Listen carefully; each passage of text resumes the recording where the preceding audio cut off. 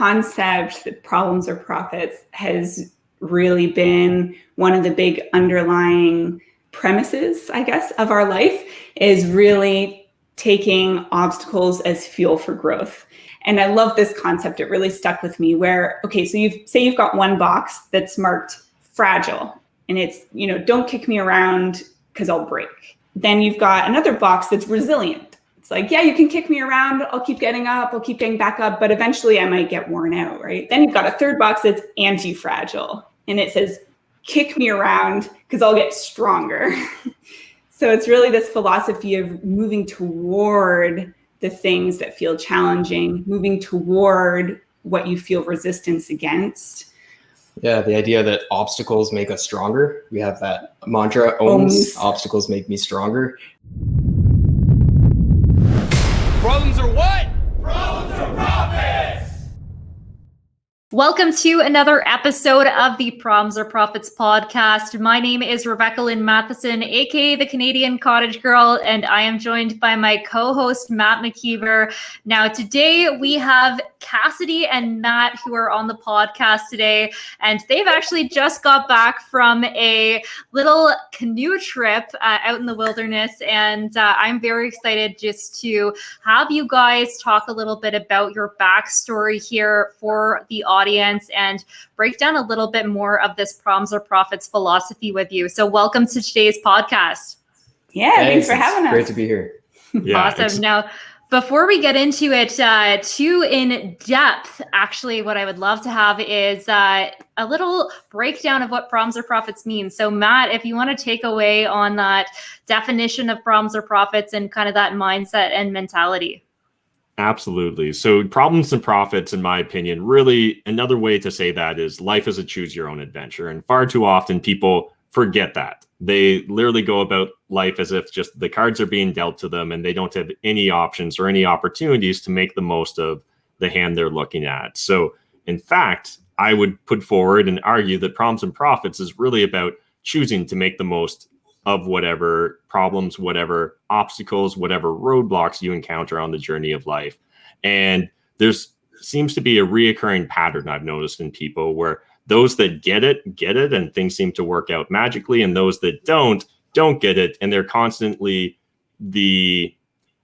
constantly falling into bad luck. And so I'd like to think that more often than not, we actually get to make our luck. And that's really where Problems and Profits comes into play. So Matt and Cassidy, before we jump into some of your Problems and Profits story, we always like to ask our guests 3 warm-up questions just to kind of get everyone on the same wavelength. So first warm-up question here is, what's the most expensive thing you've ever broken? I tend to have pretty bad luck, good luck in everything except for with cell phones. Electronics. Yeah, I'm definitely old school, like pen and paper kind of guy. So I've probably lost 3 or 4 cell phones to unfortunate accidents. Usually, or jumping in the lake with it. Yeah, it usually involves nature of some kind.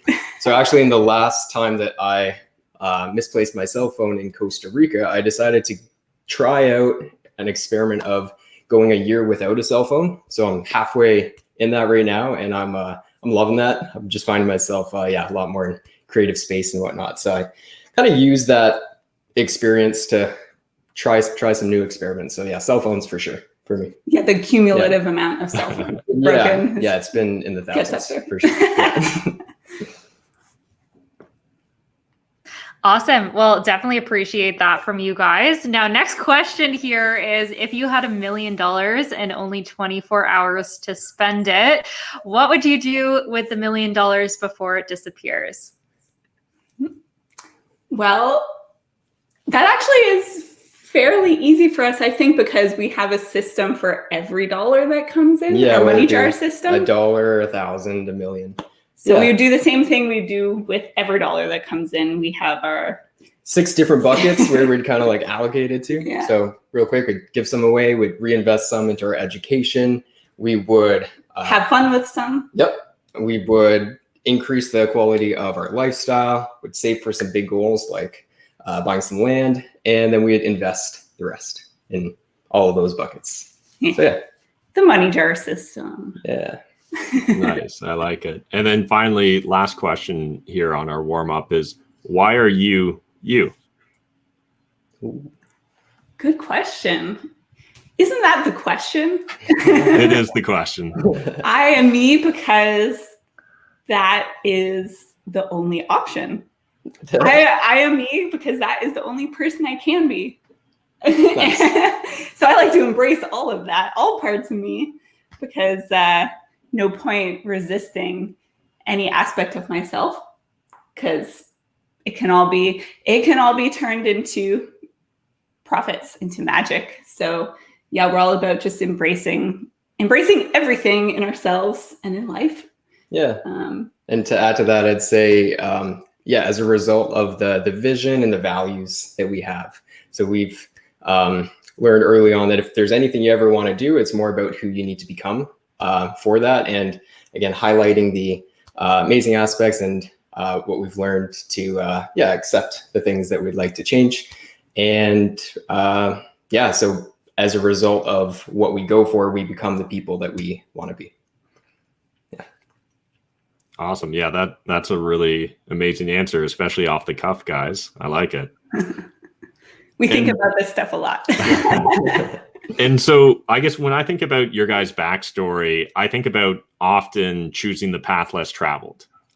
Would that be kind of correct? And would you guys mind maybe talking a little bit about your backstory? I'm thinking dropping out of university to start a painting business, becoming real estate investors at such a young age. Sure. Mm-hmm. Yeah, actually, when you mentioned the road less traveled, the first thing that popped into my head was actually starting even earlier at our high school graduation.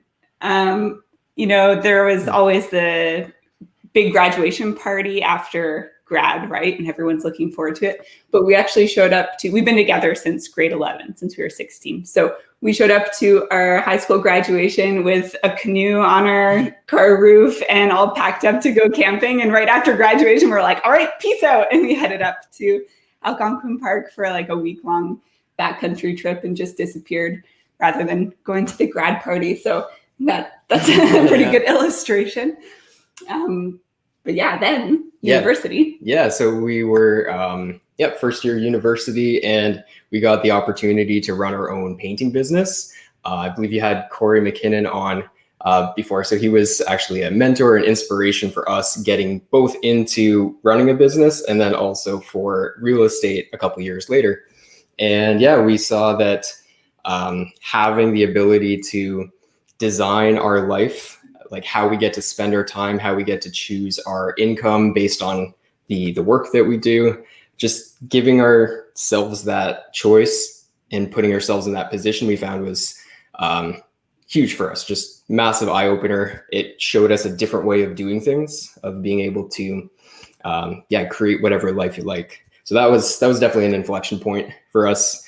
At that point, we realized we were going to school kind of for the wrong reasons, or at least I was going for a steady path to a nice paying job. And ultimately, universities were first designed to just go to learn, to have like a basic general arts kind of thing where you just learn about whatever you like. And I was there to get a job. And so I realized where the path kind of led if I just kept going. And so we had a few times where we just sit down and daydream about what we wanted our lives to be. And we saw that weren't sure exactly how we were going to get there, but we thought that taking a short leave of absence from school might be a good step in the right direction. At least that's what we told our parents. Yeah, we knew we probably weren't going back. Taking a break from school. Yeah. But after having the experience of being our own boss that first summer with Student Works Painting, we went back to school for another semester, and we just knew we were in the wrong place. Like, it was hard. We didn't go to most of our classes. It felt like so much of an effort to be there.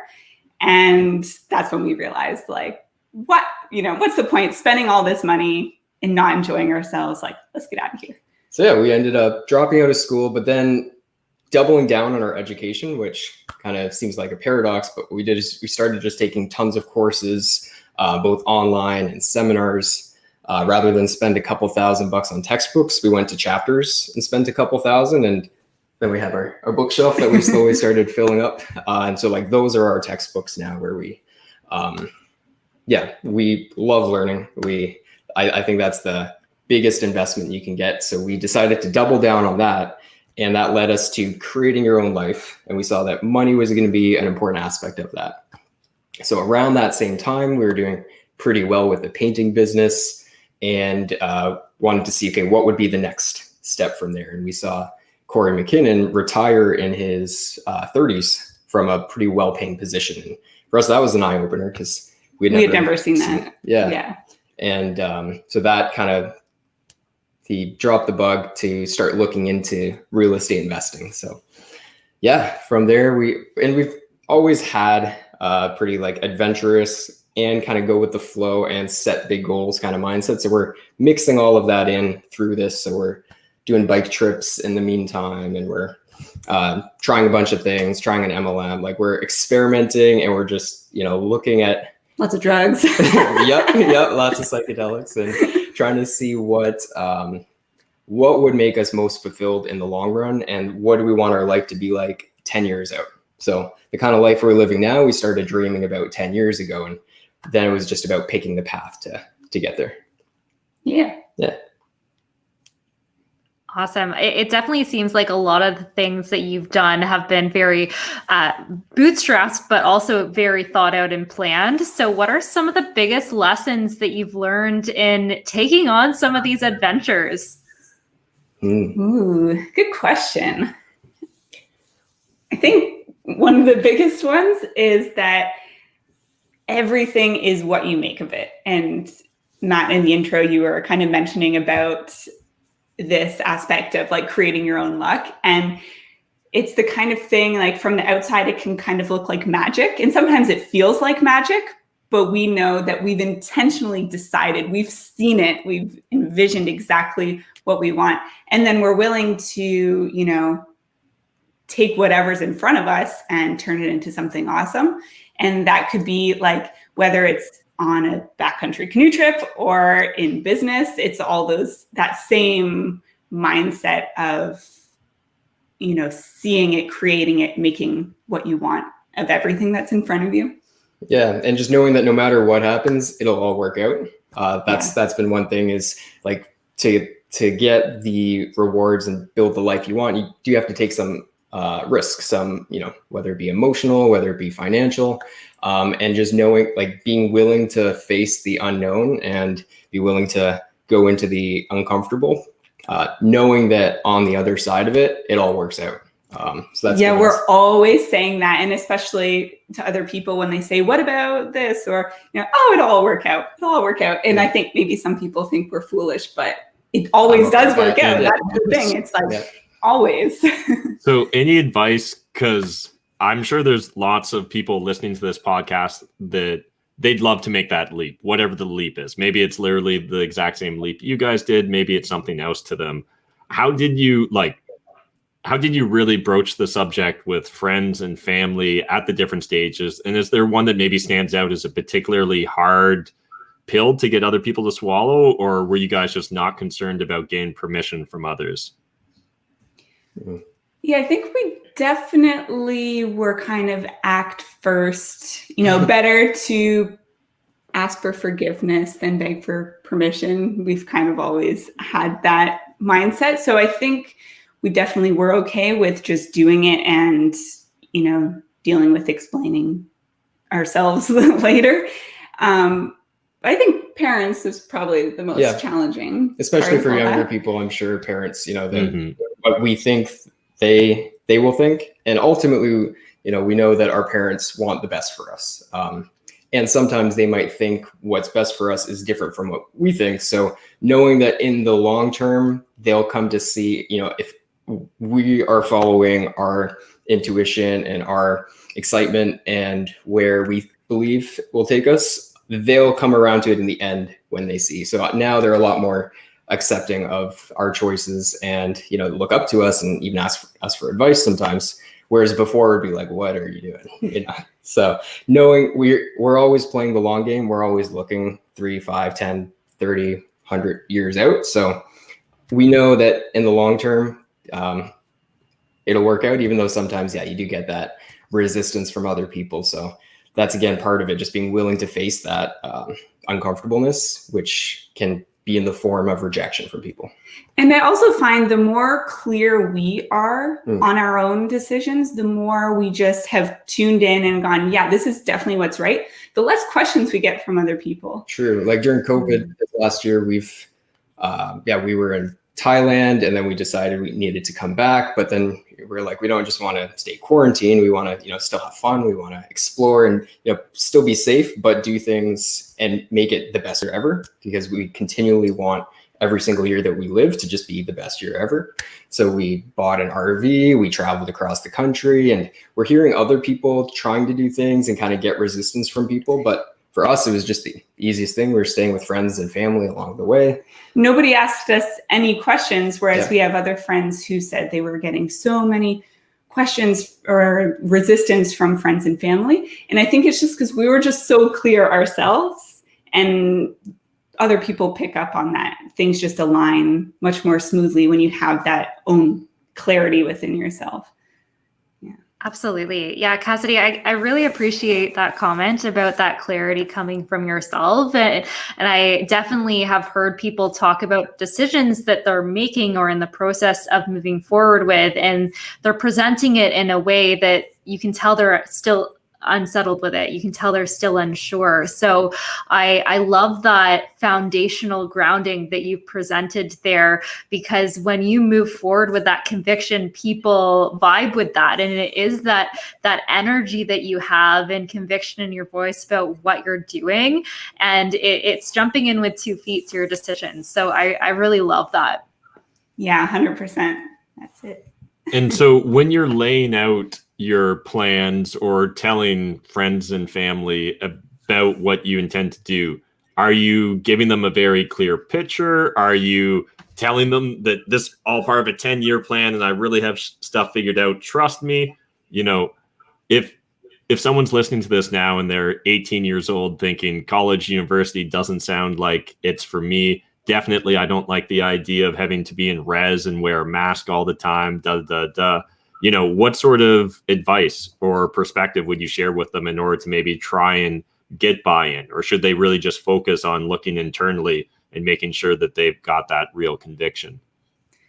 Yeah, well, I think it definitely starts with the internal piece before trying to bounce it off of a million people. Stop having these conversations with others sometimes conversations can help get clarity if it's with the right people who are open to just helping you have your own process rather than trying to tell you what they think you should do. And I would asterisk that with people that are living the kind of life that you want to have, or living with the same kind of value set that you want. So yeah, exactly. Talking to the right people about that. And then I think it's both an internal approach and also how you can explain to others as living your life really as an experiment. And that was when we dropped out. That was what we were thinking. We're like, I don't know if this is going to be permanent. We're going to experiment. Let's try some other things. And then next year, 2 years, 3 years from now, 20 years from now, maybe we'll decide to go back from school when it feels like the right thing to do. We don't know. And we don't need to know the answers. We don't need to know what we're doing 5 years from now. All we need to know is what feels right to do next. And yeah, having a bigger vision of what you want your life to be like in general, but more about how do you want your life to feel? What kind of experiences in general do you want to have? And then, from there, you can feel out what's the next step to take, knowing that it's all an experiment. Nothing's permanent. You can always change your mind again and again and again and again.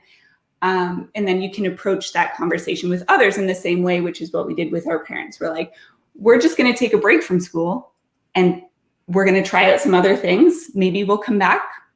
We'll see, and then, yeah, ultimately, in the end, there will probably always be some people who think you're crazy because you're doing things totally different. And, either let those people go with love, or if they're close people to you, your family, it's definitely a process, an inner process to untether yourself from their opinions, right? Yeah. And it just kind of goes back to,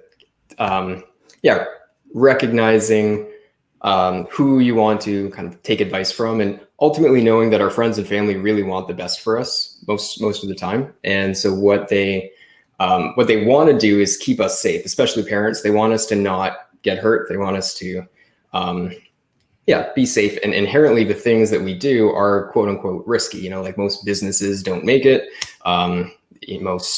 Whatever you go for, a lot of the times it won't work. And that's where just persistence and conviction and just keep going until you figure it out. But most of the time they'll be right and that it won't work out. So it's safer for them to say, hey, be careful, than to say, yeah, sure, go for it. So recognizing too, like a lot of it's just human psychology and being able to kind of work through the layers. And sometimes it might seem like they're not supportive, but if you can dig down deeper, you can see they do want the best. They're just not seeing it the way that you see it. And so sometimes, it's just putting up the blinders and saying, cool, I'm going to go for it. And, we'll touch base on that. You'll get there eventually. Yeah. And just focusing on how we want to feel too. I think that's really important. A while back, we did this amazing course called Optimize, and they talk about building a masterpiece day. And so for us, that's so key, is because if we want an amazing life, it comes down to having an amazing day today. Because that's the only day we ever have real control over. So we want to see how are we spending our time and our presence throughout every single day. And it comes with architecting what your ideal day looks like from the minute you wake up to the minute you go to bed. And so doing that has always been, we're constantly revisiting that and then just checking in with ourselves. Is this in alignment with our masterpiece day, masterpiece life? So having that. And that helps bring that inner conviction. Yeah. Absolutely. Yeah, the concept of optimization, I can definitely relate to. And recently I actually had our team do a book review of Own the Day, Own Your Life by Aubrey Marcus. And it's that similar concept of owning each individual day and every element of that day in order to have an optimized life. And one of the unique perspectives that I think Cassidy and Matt, you guys bring is you guys have actually been together since you were 16. So you guys have been going through this journey together and steering your ship as a unit. And so one thing that I'd actually love to hear is how you guys collaborate on your goals. Matt, you mentioned you're an old school paper and pen kind of guy. Is it literally like a flip chart that you go through? How do you guys lay out what your next step is or what's next for you guys to accomplish? Good question. Yeah. So again, it all starts with the vision. And that's like, if we're not on the same page with that, then anything else that we do is fighting an uphill battle. So if you are trying to work together with your spouse or your partner, if you're finding you have resistance or there's things that you can't see eye to eye on, take 25 steps back and start again with the vision, the biggest things, and always again with how do we want to feel? Like looking back at the end of our life, we love to do the funeral exercise, right? Imagining our own death, imagining our funerals. What do the people around us, what have they witnessed from us in our life? And what things are we most proud of that we've created in our life? So starting with that and getting like very clear together on that before getting into any tactical anything is very important. Yeah. And we do relationship coaching, and some of our clients say like, I feel like I need to compromise. Like my spouse wants this and I want this. And so we like to talk about the concept of a third better future, and that neither of us really have, the full answers, or we might think that we want something, but really the happiness comes through the relationships that we have. And so instead of this or this, it's you're co-creating what we call, the third better future. So just this is where we find it really helpful to just get out. For us, it's nature, but really doing anything that's just kind of connects you back to a deeper part of yourself where you can take the time to reflect. So we like to do it on the beach or on walks or something like that, where we can just be in a state, because the state when you're planning makes a big difference. So you want to be in a good feeling state so that you can create things that help you feel continually better and better. And just kind of co-creating. I don't know. We do so many different types of practices and exercises. We don't necessarily like have one clear one. Vision board is pretty powerful. This is fun. Yeah, we're always revamping our vision board. Every like couple wow. of years. It really works. Or again, it works because we decided that it would work. We like watched The Secret when we were young and like, oh, this is amazing. So that's really helpful because it's both, fun practice, and also we're just getting clear and keeping it top of mind whenever we see it. Yeah.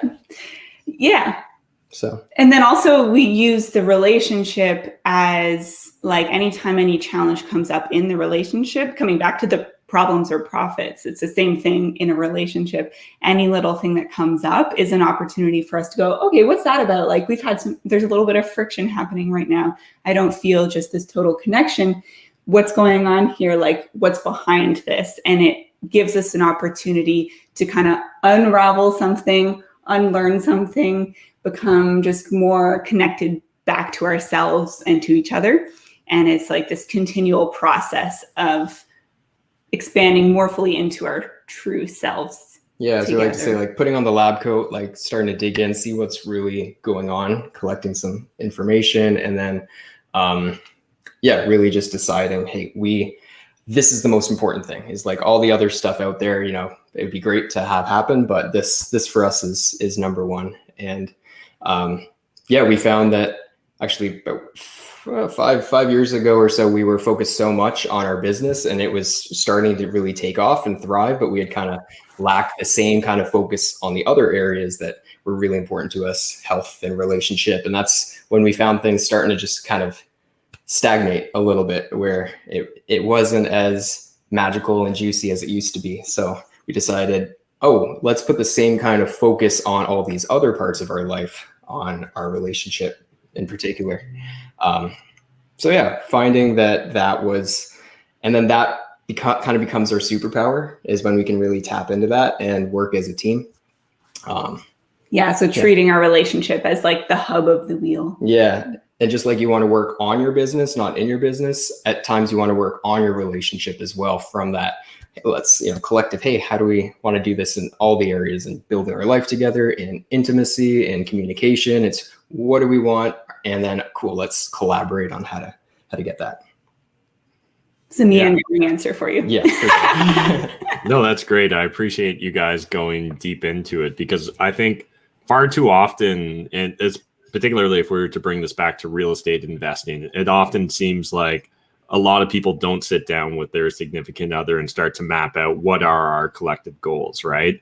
I certainly hear it far too often that someone's dating their spouse doesn't get it, and they just kind of accept that as the default reality that they have to exist in, rather than choosing to take ownership and try and make something of that. Yeah. So, go ahead. Yeah, I was just going to say those kind of things, like start with the individual who says my spouse doesn't get it, and going, okay, how do I want to feel as I'm interacting with my partner about my business? How would I love to collaborate on this? Or how would I love to feel understood, etc.? Like no matter what it is you're trying to create, even if it's just your partner getting what you're doing, that even starts with the vision and deciding, how do I really want to feel here? And then acting from that place. Yeah. And knowing too that, again, we're all individual people and we see things and process things different. It could even be something like how we learn, or how we, things like auditory or visual or kinesthetic, even, how you speak about your vision. And really, if you keep going one level deeper to the why, it'll always come back to something about your partner, about building the life that you want together, about really discovering that love and feeling whole and complete. So the surface level stuff of like how we get there through real estate, which is an amazing vehicle to get there. Sometimes people focus, I think, too much on that and the strategy and the tactic versus the really, again, connecting to the core why. Because when you can really come together on that, on the life that you want to build together, then it's a bit of an easier sell. The rest becomes a little bit more like magic. Yeah. Yeah, I definitely want to explore that idea of focusing on your feelings over necessarily the thing with you, Cassidy and Matt, because that's something that you've actually mentioned a few times here in your answers. And I think a lot of people don't really pay attention to how they feel about a scenario. They have this goal and they think it's a cool goal, or they think that people are going to think it's a cool goal, so they're working towards it, but they never actually reflect on how they feel about it or how they're going to feel doing it. And such a huge part of accomplishing a goal is the stages to get there and your feelings all the way along. So I'd love to just hear a little bit more about where that comes from, because I haven't heard a lot of people actually address the feelings behind their goals in a lot of talk. So I'd love to explore that a little bit more. Yeah, for sure. Yeah, there is this bit of the someday fallacy that happens, right? Especially those of us we're ambitious, we're motivated, we see a better future, we're excited to make it happen, these are all great qualities, this future orientation. And we need to balance it with cultivating the way we want to feel today. So with the someday fallacy, we think, okay, well, once I have my business at this point, once I meet the right person, once I get the house, whatever, then I'll feel happy, then I'll be grateful, then I'll be, feeling whatever it is you think you'll be feeling. But here's the thing, that future, like life only ever happens in the present moment that you have right in front of you. And that future that you're imagining is going to bring you the feelings you're desiring is also another present moment. When you get to that future, you will be in this moment. So if you're not able to cultivate the feelings that you want to feel in this moment right here, then what makes you think that in a future present moment, when just a few little variables, if you think of all the things you have to be grateful for already, adding a couple little things like a bit more success in your business or some other house, that's really a very small fraction of all the things that are already amazing in your life. So if you can't cultivate those feelings today, then what makes you think once you get those few other things in place, you'll be able to feel that way? So the key really is, we think anyways, is becoming aware, looking around right now and becoming aware of, wow, like I'm alive. Look at all of the things that are already amazing in my life. Gratitude for everything that's going well. Even if there are other things that you want to change, even if there are other things that feel crappy right now, what are all the amazing things? And then we call it the barbell approach, where you're simultaneously all in on creating an amazing future that you're really excited about and super grounded in the gratitude and all of the other elevated emotions that you want to experience, grounded in that today, both at the same time, not waiting for that future time to get to feel amazing. Wow. Yeah, I really appreciate that, because you hear a lot of people talking about getting money, getting to a point where they have success in their business, and they don't actually talk about how it feels to get there. And you hear of the like rich people who are wildly unhappy, have everything but nothing at the same time. And I think a lot of that comes from not reflecting or being able to be in touch with how it actually makes you feel, and not actually moving in the direction that is going to bring you that true happiness as well. So I appreciate that so much, that you've reflected on that so deeply, and even just the imagery coming from a fitness background of the barbell approach, I love too. So I can appreciate that. But we kind of learned that through our own experience as well. We set those goals like, okay, if we have our business to be this level, then it'll be amazing. And then you get there and you kind of have this high for like a day. It's just amazing, we did it, we crushed it, and then it's like, oh, okay, I'm still me in my life. And this constant kind of like chasing the next thing could get old we saw, again, where does this lead us? It leads us to that of achieving all of our goals, but still not being happy. So we decided that's when we really kind of just took a step back. We went on a 4-month retreat, just a cottage on a lake up in North Bay a while back. And just that's when we really dug into the philosophy and how do we want to feel. And yeah. And, it's an idea, Joseph Campbell talked about this a lot, about follow your bliss, right?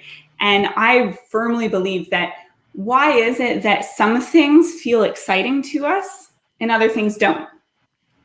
There's one idea that just feels so compelling and exciting to me, to somebody else doesn't.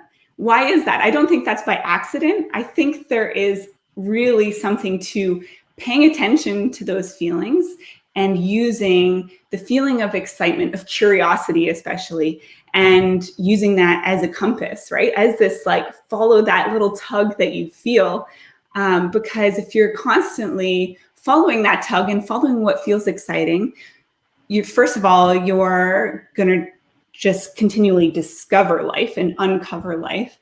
And you're always going to be feeling great. I mean, not always, of course, we all have days and moments that are not great. And that's, an important thing to embrace as well. But if you can build up your baseline happiness, as we like to think, like a scaffolding, if you can just build up the foundation such that over time and overall life, you're just feeling better, because then that'll allow you to more easily create things that will help you feel even better. Yeah. And it's, the manifestation process, it comes from having the idea, but then internalizing it and feeling gratitude for it and already feeling as if you have it, because the feelings are a lot more powerful in helping you get that than just kind of thinking about it, because we can get caught in the just thinking loop. If I try harder, if I work harder, all well in this state that maybe doesn't allow for that to come easily, then you can manifest things while feeling good a whole lot easier. And so that's what we've discovered by a lot of study and a lot of trial and error. And it's kind of like whatever you're going to do, you might as well feel great doing it. Yeah. If you can choose to do anything and feel any way, then you might as well choose to feel great doing what you're doing. Yeah, 100% agree. So I really appreciate you guys sharing that as well, but I'd love to hear what's next for you guys. So what's maybe a current problem, a current roadblock that you're encountering that that you're going to be pivoting and turning into a profit, or maybe what's something you're trying to currently tackle on that vision board? Yeah. So, well, a couple things. A big thing for us right now, last time we talked, Matt, we were mentioning about the eco-village that we are in the process of creating. So we're currently looking for land for that, which has been a little bit of a long search, but we've realized there are no unrealistic goals, only unrealistic timelines. So we're having patience with the process of finding the right land. And again, that comes from deciding how do we want to spend our time and what do we want our life to be like day to day. We would love to be out in nature with a community of awesome people, living in a really cool house on Vancouver Island, just going to how do we want our life to be. And then we see this as kind of the vehicle to get there. That's a big project. So it's going to take some time and some connections. So I suppose a problem there, the problem is really having trouble finding the land, especially land with the proper zoning and just all the logistics that go around with it. And the way that it's been, that we've really used that as fuel for growth is being able to relax even more into allowing things to happen in their time and not feeling like fighting against it, not feeling like we need to force something, arguing with reality, thinking we should have it by now when we don't, just really going, okay, we're doing what's in our control and surrendering to the rest, allowing it to happen in its time and just doing what we can. Yeah, and just following the breadcrumbs that come up. Because oftentimes, the best things in life we find are, we couldn't have thought that they would happen the way that they did. Things kind of happen and then you take a step forward and then it just unravels. So as things start coming up, and we like to see coincidences, as there's more and more coincidences around a thing, usually that for us has been the right direction to go into. So it's just, somebody over here, I guess one of the next steps for us is going to Salt Spring Island, because my mom met a guy that knows Eckhart Tolle, and then that was just oh, that's really cool, because we're writing a book, and then we were thinking that there could be some cool collaboration there. And so even just things like that, like what would get us excited, that's probably the next step, is just go towards that and see what happens. Because yeah, what we found is in the creation process, oftentimes just following those breadcrumbs, going towards coincidence and finding the things that are exciting, help us get there. So I think that's the next step. Salt Spring Island. Yeah. Let's go in there. Yeah. Awesome. Well, guys, before we wrap up here, I would love to just find out from you guys really what problems or profits means to you. So this kind of philosophy that we've been really talking about through this whole podcast, I'd love to just find out what it means to you guys. Yeah, the concept that problems or profits has really been one of the big underlying premises, I guess, of our life, is really taking obstacles as fuel for growth. So much so that we have like so many different tools around it. Like, one that I love that I'll share is Anti-Fragile. So there's a book by Nassim Taleb called Anti-Fragile. And I love this concept. It really stuck with me where, okay, so you've got one box that's marked fragile, and it's, don't kick me around because I'll break. Then you've got another box that's resilient. It's like, yeah, you can kick me around. I'll keep getting up. I'll keep getting back up. But eventually I might get worn out, right? But then you've got a third box that's anti-fragile. And it says, kick me around because I'll get stronger. So it's really this philosophy of moving toward the things that feel challenging, moving toward what you feel resistance against. Yeah, the idea that obstacles make us stronger. We have that mantra, OMS, obstacles make me stronger. And yeah, exactly, like going towards that, because anything you want in life is just, a few actions or few things outside of your comfort zone. And by deciding to go for things and go outside your comfort zone, it doesn't need to be a crazy amount. Stephen Kotler says, go 4% beyond your comfort zone just consistently. We know the power of compound growth, what that 4% can do over a lifetime, and choosing to, run towards rather than away from the fear, from the resistance. Yeah. Resistance is always telling us something, whether it's in the form of a challenge that's more apparent, or whether it's more subtle, like especially in the realm of relationship, you feel just this subtle resistance. There's a reason, right? There's always something there to be learned, and we only learn it when we move toward. If we run away, then it just becomes part of our shadow, part of things, another thing that's holding us back, that's tethering us down. Yeah, and we find, especially in the realm of relationship, we can't have really anything between us. Like, we let a little thing go, it's like that will that'll compound. And I think that's the same with life. If you let any little thing, like, oh, I'll deal with that later, or I'll just ignore that aspect of my life, you want that clean slate, because then you're just you're able to be more of yourself, and again have less resistance, have more of that flow, and be able to interpret challenges as a great thing. As we like to say, you win or you learn. There's even though in the moment, especially like the big challenges, they can hurt. Sometimes you're like, oh, why is this happening? Just do whatever that process is, let it out. For me, it's kind of exercise, but coming back to even grateful to have this challenge. Like, it's amazing that I'm in the position to be able to have this and have it come into my life now and learn from it and grow. I think that's it's really powerful. So yeah. And then employing targeted thinking, right? Once you've had your moment of, okay, yeah, this sucks, and doing what you need to do, but then targeted thinking, okay, instead of arguing with reality, thinking this should be different than it is, what do I want? See what I want, have that target, and then what's important now? If that's what I want, what's important now? The Navy SEALs call it front sight focus, being always what's next, what's important now, and then just boom, go get it. Awesome, guys. Well, I really appreciate you joining us and catching us up on what's going on in your world. And before we wrap it up, are you guys doing social media? Is there anything to plug? Yeah, well, we have Abundant Couples, which is more focused on the relationship coaching aspect, but and also just being, you know, creating the life of your dreams, creating the life that you love, whether you are single or in a relationship. So that's at Abundant Couples on Instagram. And we have a podcast as well, Abundant Couples. Yeah. I don't have anything. Yep. Yeah, that's a social media hermit. Yep. Awesome. Well, appreciate it, guys. Yeah, thanks a lot. This is a great conversation. Thanks for having us. Awesome. Thanks so much for coming on.